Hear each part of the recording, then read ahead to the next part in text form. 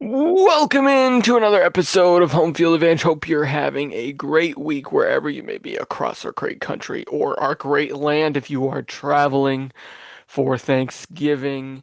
I hope you are being safe and having a good time on the road. If you're listening in the car, make sure you keep your eyes on the road. All those good things to talk about there.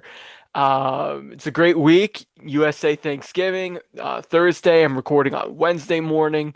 Thanksgiving is one of my favorite holidays, so it's just a fun week. So I appreciate you tuning in, wherever you may be, especially if you're watching on YouTube as well. Please subscribe to our channel. We're trying to put out as much content as we can over there. My name is Will Highland, of course, and we have a fun show today. We're gonna kind of stay away from the sports news that we typically talk about on a week-to-week basis, and rather have a few fun discussions that I saw on social media over the week, and some things that I said earlier in the month I wanted to talk about for Thanksgiving that I'm finally getting around to do. First thing I want to start with though, we're gonna have three topics. We're gonna have this fun topic I'm going to begin the show with, and then I'm going to tell you what Boston sports fans should be thankful for this Thanksgiving, and then the last thing we're gonna tell you is my favorite Thanksgiving side and my favorite Thanksgiving dessert. But we will start with this fun topic that I saw on social media earlier, and I think that. I mean, the NBA people who listen to this program can tell me more, but my understanding is that we are about a week removed from the or sorry, a year removed from the Luka Doncic trade. Again, not a big NBA guy, but I'm seeing some revisiting of those situations, and it sounds like that's the case. I'm gonna just Google that real quick. But Luka Doncic last year was traded from the Dallas Mavericks to the Los Angeles Lakers. It was one of the most shocking trades in the history of sports. I think. I think it's one of the most shocking trades I can remember. Um, I remember Joe Thornton being dealt by the Bruins when I was a kid. I remember the Red Sox trading Nomar Garciaparra. Like there in Boston sports history, there's been some really landmark trades. Not even mentioning Rafael Devers from earlier this year, but like league wide, you think of some big ones over the years: Matthew Stafford and Jared Goff swapping places. You think of Kevin Garnett being dealt to the Celtics. Stuff like that across all sports, and especially the NBA. But I'm just looking this up real quick. Been about a year, so I think for a guy like Luca, who is so generational. Oh, and I'm sorry, it was only on February 2nd, 2025, so it wasn't even a full year. I was a little bit wrong. But for some reason, we've been um, revisiting that on social media this week. So that led to a tweet that I read by this account. His name's at Ben Rogers. Looks like he's a podcaster somewhere. And he retweeted Brett Siegel. And Brett Siegel, I believe, is a NBA reporter. And Brett Siegel had said trading Luka Doncic may just be the worst decision, not in the history of sports, but in the history of human existence. So this account, Ben Rogers, who's a podcaster like myself, he retweeted it with a list of the 15 worst decisions in human history. And because I'm a history buff in addition to a sports buff, I thought this was a funny tweet, and I'm going to go through it here. Um, I have a baby crying in the background, but you know what? That's the fun stuff that makes this all worth it. So, okay. Worst decisions and mistakes in human history. Number one, the Mavericks trading Luka Doncic. Okay, we just talked about that. Number two, Adam and Eve eating fruit from the forbidden tree. Um, you know, I'm a Christian. That's the original sin of humanity. Pretty hard to argue with that. Number three, the British wearing bright red coats in the American Revolutionary War. Now, again, I'm a history buff. I'm not sure what he's getting at. Does it mean that they are like bright or something? Like I'm a little confused what he's getting at by it being a bad decision, but I would co-sign just the Revolutionary War in general was a huge miss, right? A huge miss. That's not what we celebrate at Thanksgiving. That's what we celebrate at the 4th of July, roughly. Declaration of Independence or whatever. But the British squandering the American continent to a bunch of unorganized militias um, was a big mess. Okay, number four, Fast and Furious 9. Yeah, I can't remember which one that was. Uh, Honestly, after 8, 9, and 10 were so underwhelming because I thought 6, 7, and 8 were the peak of those films. You had the death of Paul Walker, you had that whole thing going on in Furious 7 with the big song at the end with Wiz Khalifa that, was amazing. And then you had the situation with, The Rock was in some of those films. And then Fast and Furious 8 was pretty cool where like Vin Diesel was like an inside man on the other side and then turned it around and I don't know, went rogue but then helped them and then they went to the Arctic and they drove that bomb into the glacier or whatever. Like those are good films. 9 and 10, I can't tell you what happened. I remember there was some big bomb that went off in the Hoover Dam or something, but yeah, those are bad movies. Uh Looks like he skipped 5 and went straight to 6, but that's okay. Um I have actually, I'll fill in number 5. I think the Louisiana Purchase was a bad decision by the French, selling two-thirds of the American continent to us for pennies on the dollar, um, and then having that basically open the doors to America being a homogenous conquestial. Conquestial is not a word.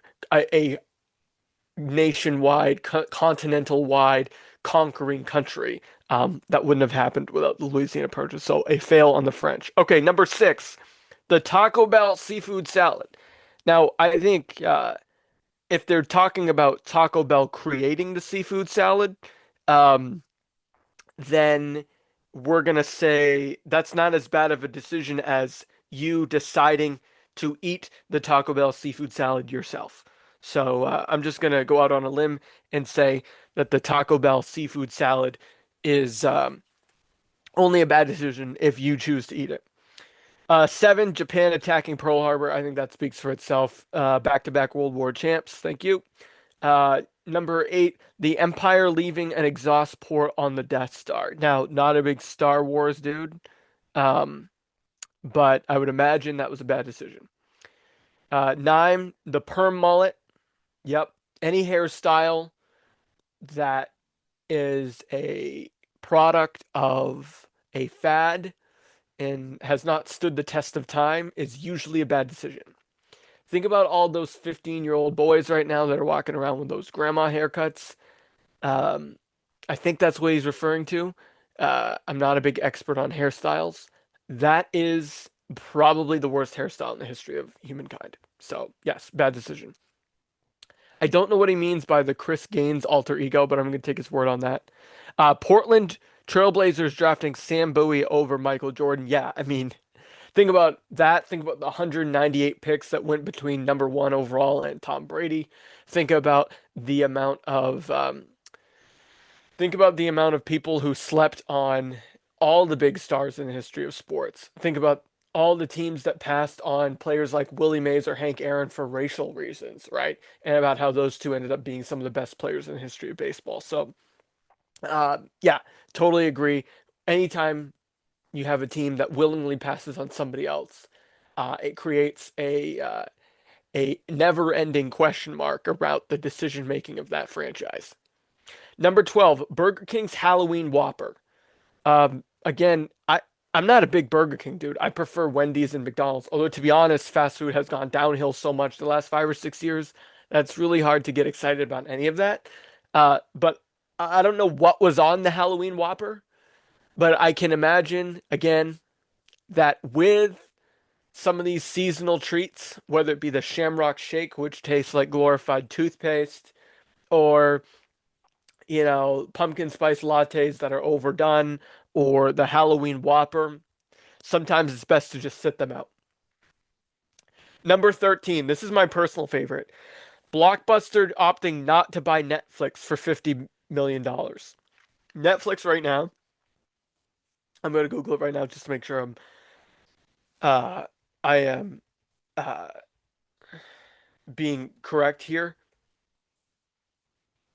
Uh, Netflix is worth Netflix is worth 442 billion according to the site macrotrends.com. They are a publicly traded company, so a lot of this is open data, but they are worth $442 billion dollars with a B.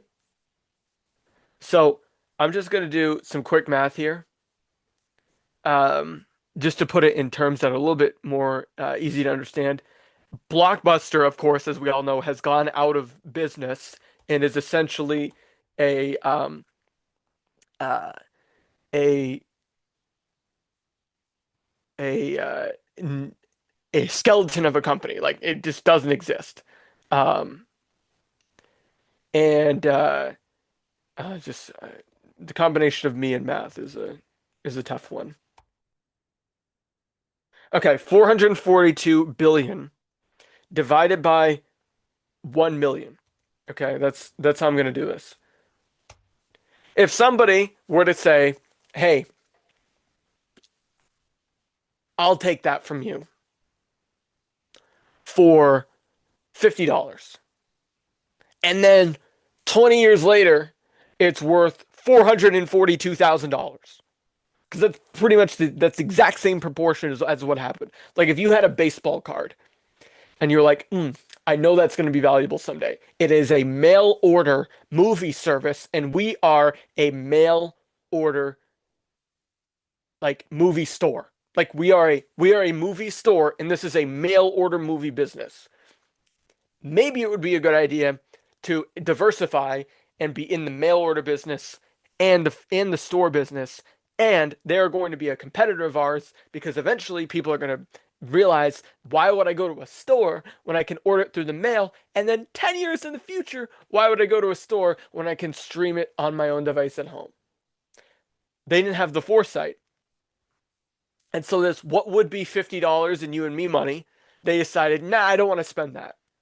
uh, I don't want to spend $50. Now that $50 thing is worth $442,000. Put it in the real money, 50 million, 442 billion. Blockbuster does not exist. Netflix is one of the biggest companies in the country. That's my personal favorite. Horrible decision. All right. Let's see. How else? How many more do we have? We have two more. Building communities next to active volcanoes. Huge mess. Think about all of the disaster volcanoes in human history, like Pompeii or the one in Indonesia or whatever. I forget the name of that one. Um, Krakow, maybe? No, Krakatoa. Is that right? I don't know. My earth science knowledge is not strong. Um, think about that.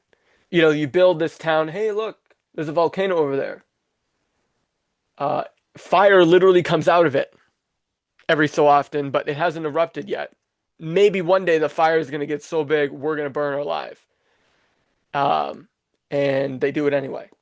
And the ancient people weren't stupid. They didn't have the technology that we have today, but like ancient people weren't dumb. The Egyptians built pyramids somehow with no hand tools. The Polynesians built statues and got rocks moved around to build like, at Easter Island and all this stuff. Like the Native Americans were one of the smartest agricultural civilizations ever. Like they knew how to do stuff. They weren't dumb. But when it came to that stuff, they were like, yeah, volcano, that might be a problem, but we're going to continue to build Pompeii right here. So the ancient civilizations certainly deserve some skepticism on that. All right, last one, summertime jorts. Yeah, I'm not a jorts guy. I think jeans are awesome. Shout out Levi Strauss. But yeah, jeans are not a great investment. So sorry, jean shorts or jorts are not a great investment, not a great decision. They don't do anything for you, especially if you're a dude. Um, the ladies, they can sometimes get away with them. They look a little bit better on them, obviously, than they do on guys. On guys, they make us look like cardboard boxes. So yeah, skip the jorts, guys. If you want to wear shorts in the summertime, maybe like a nice slim fit cargo short. Um, Not nothing too boxy. Maybe some. maybe some nice hybrid material. There's so much athleisure wear out there for the summertime. Nobody needs to wear jorts anymore. Okay, it's not 1977. All right. Let me know what you think. I can't think of any others. I mean, the Louisiana Purchase is a big one. I think the other one was that I would point out would be BlackBerry not getting into the smartphone business at the same time as the iPhone. BlackBerry decided they were going to stand pat. They thought the iPhone was going to be a fad. That was a miss. A lot of them involve technology. Sports ones, I think any team that passed on Tom Brady, I think any team that um, passed on some of these generational talents that I talked about earlier. I think those are all fair game. History wise, I think the sacking of Constantinople was a huge miss because, sure, the Arabic empires of the day were able to conquer the Silk Road, but all they did was push the Europeans far westward and allow the Europeans to basically colonize the Western Hemisphere at will. Um, because they needed to seek alternate trade routes. So I think that was a huge whiff. But again, hindsight's 2020 on all these things. Like maybe the Halloween Whopper was a good idea to some marketing genius. Um, and on that, I would probably say the last one, and thankfully they rectified it, was the Cracker Barrel situation. You know, look, Cracker Barrel's Cracker Barrel. You don't go to Cracker Barrel because you want modern chic design. You go to Cracker Barrel because you want the tan diet and you want to act like you're in, some backwoods place in the South eating biscuits. We're not going there to feel healthy or to feel chic or modern. So thankfully they rectified that. I would put that up there. Anytime you change a brand for no reason other than to change the brand and to feel new, it's usually a bad decision. Okay. So that was a fun segment. What I want to do now is I want to go through each of the four Boston sports teams, and I want to tell you, because tomorrow is Thanksgiving, one of the things that each team's fan base or team itself should be thankful for. I'm going to start with the Boston Celtics. Boston Celtics, of course, are having a little bit of a mediocre season so far. They're meddling. They're not really that strong of a team. Uh, they're not horrible, um, but they're kind of meddling. Of course, they're dealing with Jason Tatum being out with that injury that he suffered during the playoffs last season in the Knicks series. But if I'm a Celtics fan, I'm still thankful. And the reason why I'm thankful is because you got your title in 2024. I had said on this program for years leading up to that championship that the Celtics they couldn't continue to live in the world where they were talking about next year. We're getting a little bit of that now with the Tatum injury, but like they could not afford to live in that world much longer. Next year, next year, next year was all you heard from Celtics fans from like 2016 all the way till they won that title. But they won their title. So Tatum can stand right there in Celtics history. So can Jaylen Brown. So can Al Horford. So can any of those guys right next to Garnett, Allen, and Pierce. They're not on the same level, obviously, as like a Larry Bird or a Bill Russell, um, but they can proudly be among the Celtics greats because they delivered a championship for the Celtics in an era of NBA free agency, and they did it largely with a homegrown team, with their two best players being homegrown. So the Celtics fans should be thankful that they got their championship because if they didn't, and Tatum had that injury, like if they had lost to the Mavericks and Luka back when he was still there, first of all, I don't think that Luka trade happens. Tying a bow into our previous discussion without even trying. Good segue there. I don't think the worst decision in sports history happens, according to some. And the Celtics, if they don't win that championship, and then Tatum gets hurt this past season against the Knicks, then you don't have a title, you don't have Tatum, and it starts to look pretty bleak. Especially with all the salary cap rules being implemented in the NBA. So thankfully for the Celtics, they got their championship, and they should still, despite how poor the season has gone and how bitter last season ended, in 2024 they got their championship, and they should still be thankful for that. Okay, the Celtics, or sorry, the Bruins. Bruins. Bruins should be thankful for Morgan Geekie. Right? Morgan Geekie has become one of the most prolific scorers in the league this year, somehow. He was actually, in the second half of last year, one of the best in the league as well. And Morgan Geekie signed with the Bruins in 2023 on a 2-year, $2 million deal. He had been in the expansion draft. Carolina let him go. He was in the expansion draft with the Kraken for a couple of years, and then I think he ended up somewhere else. I can't remember where. I'm going to Google that. But Morgan Geekie basically was an afterthought um, for a lot of his early career, and he's only 27 years old, and he only turned 27 in July. So this is only his 27-year-old season. He still has 3 more years in his 20s. Um, and I stand corrected. He did not hang out with the Kraken longer than the 21 and 22 season. So he was there for 2 years.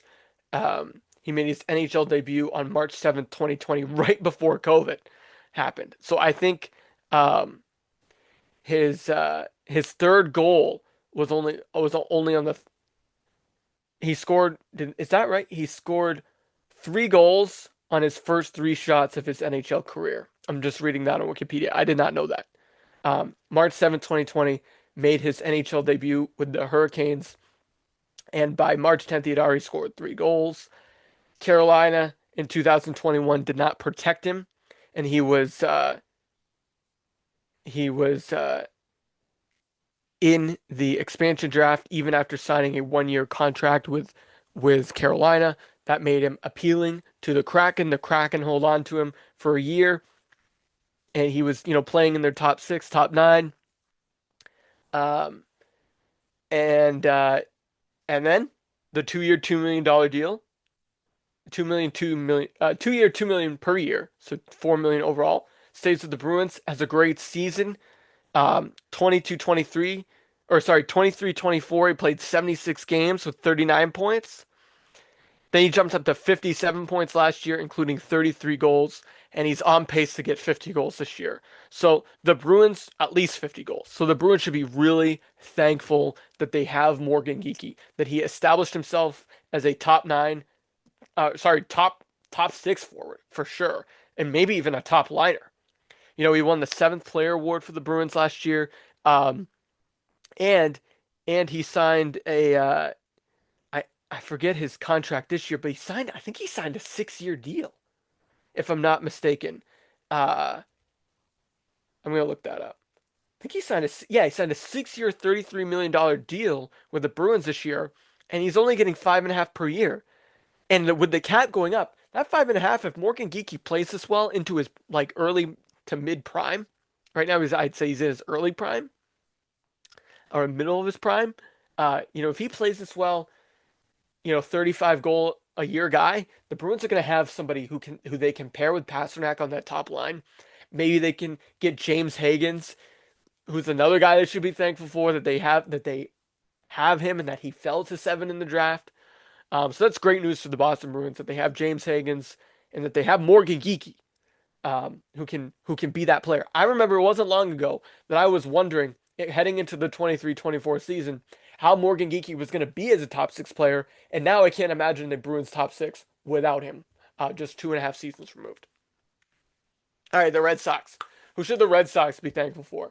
Or what should the Red Sox be thankful for? To me, I think the Red Sox should be thankful that they are number one relevant again, and that number two they have superstars again. I think you are seeing a budding superstar in Roman Anthony. You are also seeing a established superstar in Garrett Crochet be the faces of the team. Whether or not Alex Bregman comes back, Trevor Story's at the end of his career. We'll see what happens with some of their other young guys like Marcelo Meyer and Ceddanne Rafaela, Willie Abreu, etc. Like, do they remain part of the core? What happens this offseason? Does anyone get traded? We have plenty of time to talk about that. But as it stands right now on Thanksgiving Eve, the Red Sox have a top 5 pitcher in baseball, in my opinion, in Garrett Crochet, and probably a top 5 young player in the game, if not the best young player in the game, in young position player in the game, in Roman Anthony. and they're going to be the faces of the team. They are both signed long term, and the Red Sox are relevant again, and they were relevant in part because of those two players. And I think if you're a Red Sox fan, as I am, you can go into 2026 and beyond feeling really confident in their ability to build a lineup around Roman Anthony and build a pitching staff around Garrett Crochet. If you don't have an ace, if you don't have a middle of the order left-handed bat, you're not going to win playoff series. I think the Red Sox missed Roman Anthony for sure in the playoffs, even though, as I said last week, they were not supposed to be relying on him. And I think the Red Sox missed building a pitching staff around Garrett Crochet because, as I noted last week, they ran into a ton of injuries uh, in their uh, in their pitching staff. I even forgot some guys last week when I went through it all. So look, Sonny Gray being signed or being traded for yesterday. We'll see how that unfolds. I don't love the move. I don't hate the move. I'm kind of in between. But make no mistake, the Red Sox should be thankful that they have a guy at the top of the rotation in Garrett Crochet, and they have a guy at the top of their lineup in Roman Anthony, and they just need to fill out a team around them. Because if they do a good job, if Craig Breslow does even an average job of filling out the roster around them, they will still be competitive. But if Craig Breslow does a great job, and if Alex Cora continues to do a good job managing these players, the Red Sox could be a World Series contender next year in an American League that is going to be pretty hard again. Okay. Um, and by pretty hard, I mean a bunch of teams vying for the playoffs. Okay, the Patriots. What should the Patriots be thankful for? Well, basically, they should be thankful for everything, right? Nobody had them going 10-2. I'm sorry, not even myself. And I was bullish on the Patriots. I thought the Patriots would probably be at this point through 12 games. I thought, oh, maybe at best case scenario, they'd be 7-5. They'd be in the hunt. I did not in my wildest dreams imagine they'd be 10-2. They won on the road at Buffalo. They won on the road at Tampa Bay. They won on the road at Miami. Now I get the Dolphins aren't good, but they had historically been horrible in Miami games, even during the Brady era.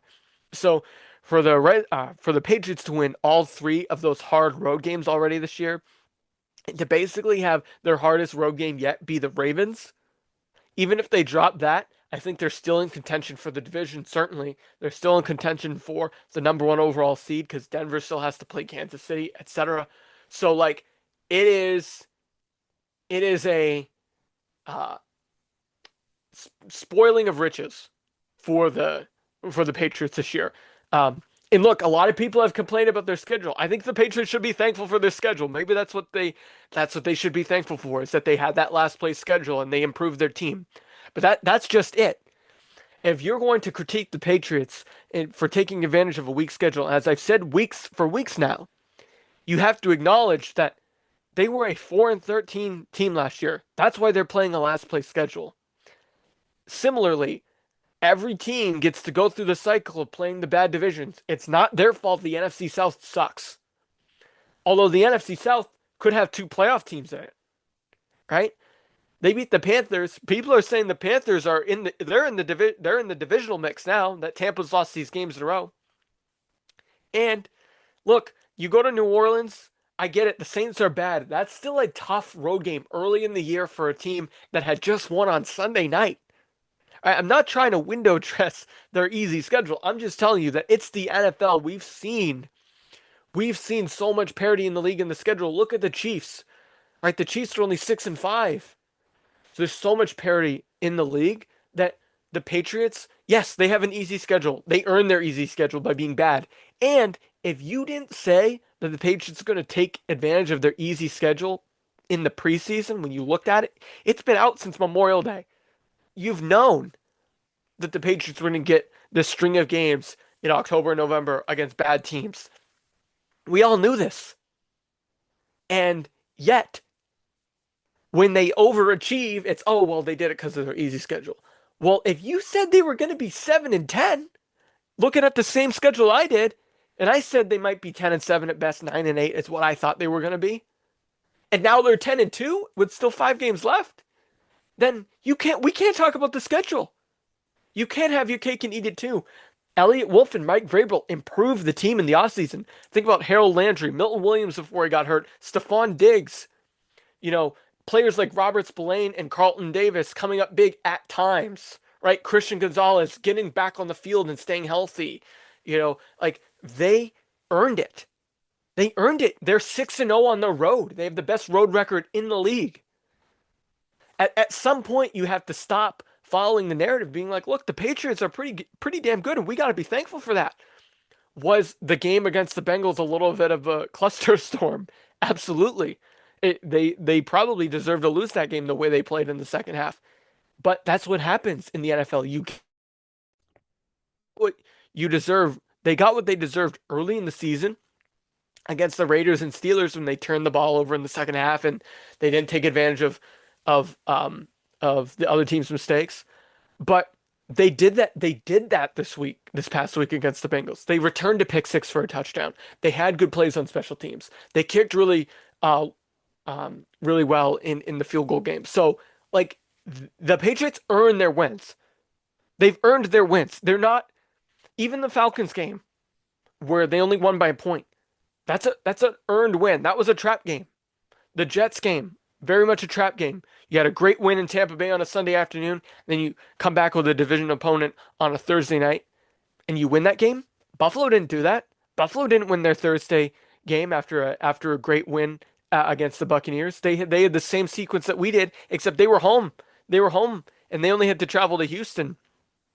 Uh, like, or actually, that's the same travel.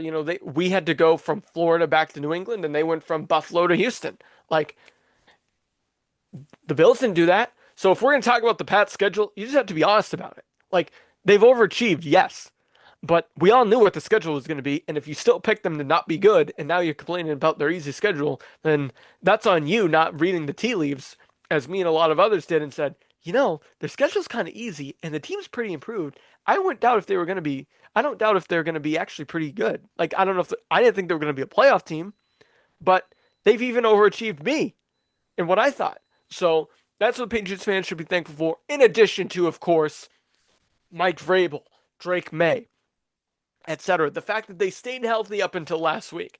Like, they have so much going for them. They have good leadership in the locker room. Hunter Henry and I think Austin Hooper are great leaders. I think when you see guys leave over the past years, like Matt Slater and David Andrews and Devin McCourty, you start to worry, oh, where's the leadership on this Patriots team? Mike Vrabel brings it in. He brings it in the form of, a Morgan Moses or a Harold Landry or Milton Williams, or you see leaders emerge. I would say Christian Gonzalez, a leader. Um, I would say Christian Barmore, a leader.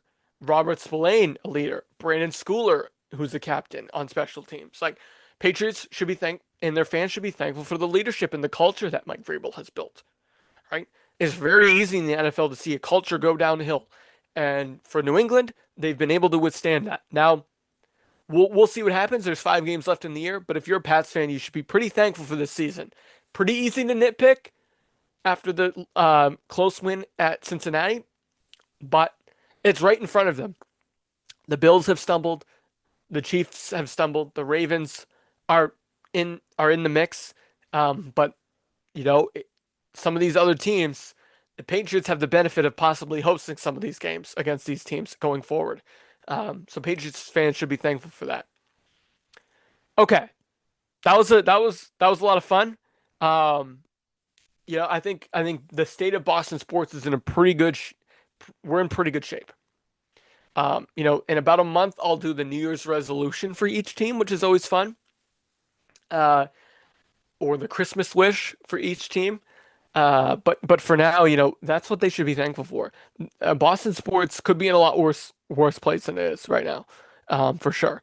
The one team that's sort of struggling right now is the one that's most recently won a championship, and the 3 that weren't supposed to be as good are showing signs of moving in the right direction, and I think that's something to be thankful for overall. All right, I promised weeks ago that I would tell you to close the show my favorite Thanksgiving side and dessert. My favorite Thanksgiving side is stuffing. Okay? I'm a New Englander. We do stuffing. Number 1, stuffing. my dad, my mom, when they would make Thanksgiving dinner growing up, I didn't grow up around a ton of family, so we often did Thanksgiving just as a nuclear family, which was really valuable to me. I think family's the most important thing. So anytime you get an opportunity to spend time with your family, and if you have good relationships with them, I think that's remarkable. And so I'm really thankful for that. But one of the things that my parents did that I loved was turkey, they put stuffing in the turkey, of course, while it cooked. They also made some stuffing on the side. So you had like double stuffing because I love it when the stuffing sort of mixes next to the mashed potatoes and next to the turkey and the gravy kind of goes between all of them. I usually don't like food mixing, but those three things together, remarkable, impeccable, tremendous. So stuffing is my favorite Thanksgiving side. I like mashed potatoes, of course. I like cranberry sauce from a can. I'm like a true New Englander. I like uh, I like mashed potatoes, as I mentioned. What are the other ones there? So, squash, like squash. I like peas. I like dinner rolls. But number one on the list is definitely stuffing. All right, favorite Thanksgiving dessert. Well, definitely pie.